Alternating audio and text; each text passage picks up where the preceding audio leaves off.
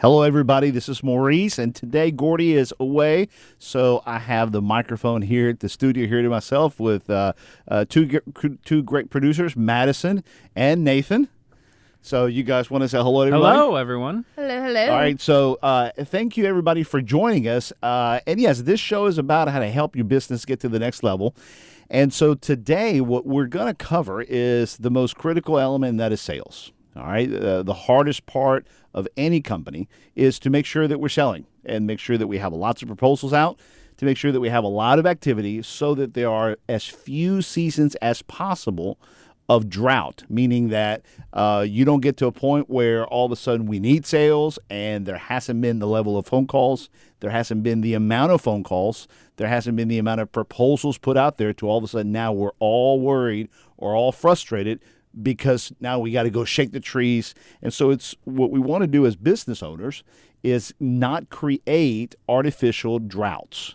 Those droughts normally happen in all types of industries because of the different yearly annual cycles. For example, in the coaching and consulting world, the drought is very real because there are cycles within the consulting and in the coaching business, and that usually happens towards the latter part of the year. Every time that August comes around, all of a sudden everybody starts worrying about everything else other than coaching, consulting, and training. So therefore, that is not the time to think that you can easily go find business. If you haven't in the consulting world, if you haven't done the legwork of incredible proposals and a large volume of activity in the beginning of the year, the last part of the year is going to be tight. So therefore, in your industry of business owners and managers, you have to first of all know your seasonal periods of drought so that you can prepare accordingly.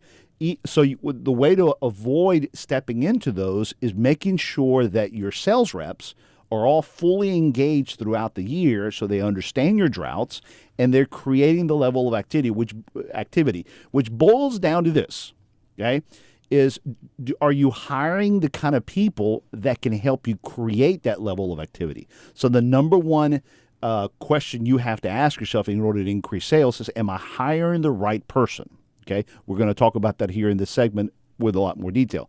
The second thing you want to ask yourself is, when you find the right person, the right people to join your sales team, are you training them effectively enough and sufficiently well in the first 2 to 3 weeks of their employment so they can create the level of activity that becomes consistent through their life of their employment with you?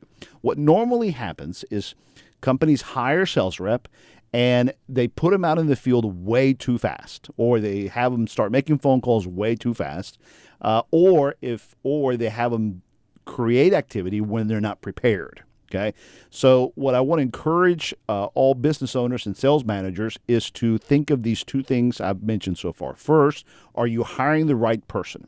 And secondly, are you training them properly in the first 2 to 3 weeks so that they learn certain disciplines and habits that would make for good, consistent activity after that?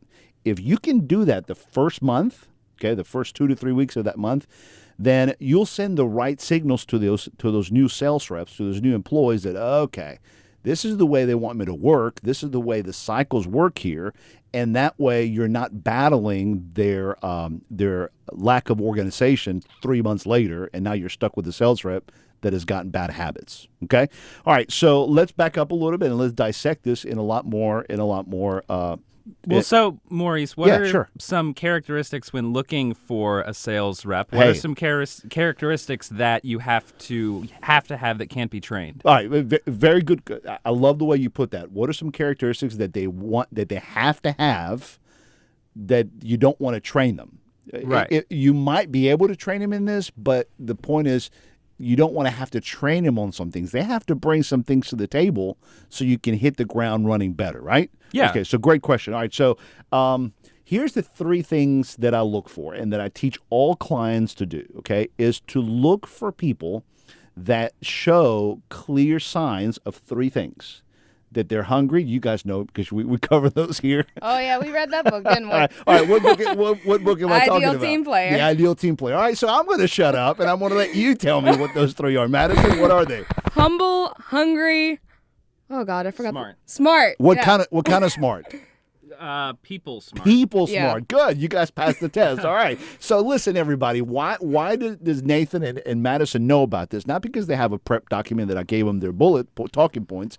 Why, Madison? I mean, what was the requirement here? We had to read the book. Okay, and you know, why? and then do a self-evaluation to see where we fit into those categories. And have your supervisors met with you guys about where you are personally on how hungry you are, how humble you are, and how good your people skills are. Yeah, and the good thing about it is we identified, not only strengths but also weaknesses, where to come in and what do we need to work on. Okay, Nathan?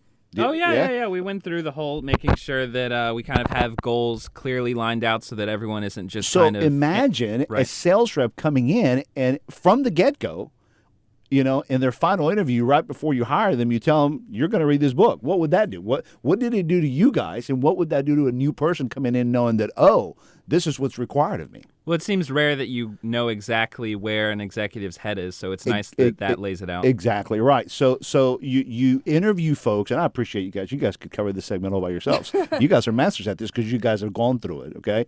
Has it helped? Yeah. I think it definitely helps, at least here at Guarantee, because there has been disorganization, and I think the book helped us put things in order to find out where do we actually need to be working on. We thought maybe this was a problem when it's not a problem at all. Right. It's just misdirected. Yeah, and see, the thing I want to clarify or adjust, it's not, you guys haven't been having disorganization, you guys have been having speed. In other words, you guys have been moving so fast that it's necessary to say, okay, let's regroup. All right. So the three things that you got to find people that are hungry, meaning that they have energy. Okay, not the same energy, but that they have an interest in being proactive to do the activities they need to do without being prodded all the time. And they want to be here. And they want to be there. So they're hungry to get up in the morning and push, okay? The second thing is to be humble. And how we have defined that is that they got to be coachable. They got to be coachable to learn from each other, coachable to learn from one another, to be humble in how they talk to each other. In sales, it applies that you got to be humble enough to learn about the products, the pricing, the process, and not come in with hey, I'm an experienced salesperson. I know what I'm doing. No, you actually were looking for a job because something happened. So you got to be humble enough to come in and learn it our way, and then find where to match the difference. Right? Yeah, and kind of to touch on that, obviously my dad, James Gilmore, he works on our sister station, the Tiger. He came in, I think it was his second time around here. Gordy wanted him to sell LSU. Right. He didn't know. He's an Alabama fan. Right. He didn't know anything about LSU. Gordy was just like, look, you're going to come with me. You're going to work with me. I think up to a month or something. Right. And he just went on every single sales call. Yeah. And then I believe he became one of the top, if not the top seller of That's LSU right. just by working and being able to be coached. And being open to be coached, because the business knows what it knows, and it needs new blood to come in and figure out come see what the company doesn't see. Exactly. Okay? So there's got to be this humble aspect of learning from each other. So a sales rep needs to come in and say, all right, what works, what doesn't work, educate me, teach me. I need to be open, okay? Yeah. But if you have sales reps that have had great amount of experience and they come in with an I know it, that's going to make the sales manager want to put you out and make phone calls, and let's say 6 weeks later your numbers aren't what they are. Your sales manager is going to go, oh, what's going on? Well, you never really spent the time in the front end to make sure there was a connection, In the Ideal Team Player, they talk about how some conversations they have with some sales candidates, they're like red flags that are raised. Very good. That's For an executive who's probably new at hiring sales reps, what are some like practical red flags they should keep a lookout for in conversations that someone who might not be a good fit? Someone might not be a good fit is the two extremes of, I know that, okay? Yeah. And the other extreme is the one that, oh, okay, yeah, oh, I see, to where it's like, well, you're acting like you don't know anything. And those extremes are going to be very draining. What's interesting is that I find more of the first scenario a lot. I just interviewed about 3 weeks ago a gentleman who was used to making, and it has a track record of making over $150,000 in commissions. So imagine how much business he sells. Wow. And incredible, right? And the company that we're hiring him for was able to offer him that kind of money and that kind of sales package. Okay? But he had such a overly confident view of himself that I thought he is never going to sit and learn from the executives and the existing sales managers what he needs to learn because he's got too much of himself in there. And he doesn't have enough room in his head to allow others to teach him. So that's what you got. That's a huge red flag. So the three things you look for are what?